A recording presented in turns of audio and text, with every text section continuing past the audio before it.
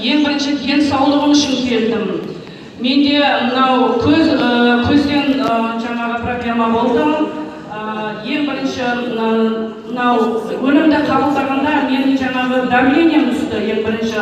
Көзге қолдануға ол кезде қорқып жүрдім.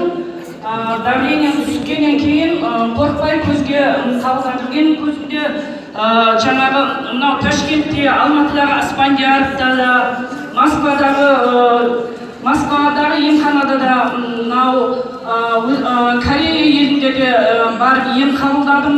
Бірақ ем қабылдағанмен 2 айда, 3 айдан кейін қайтадан обострение беріп, қайтадан сол көзім жан-жақтағы жарық сәулені адамдардың келбетін ажырата алмайтын дәрежеге жетіп қалдым. Сонымен жаңағы осы не істер едім деп жүргенде осы компанияның мынау 2 бальзамы шығып, соны өзіме қолдана бастадым. Қолданғанда мынау перфектіні азанда суға араластырып, бір тамшы араластырып тамызып жүрдім. Екінші виталитиді тамызып жүрдім кешке қарай жатар алдында.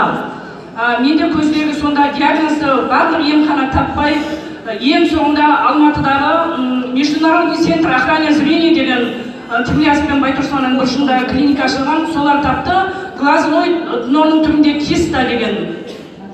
Оған ешқандай ем табылмады, укол сала алмаймыз, операция жасай алмаймыз.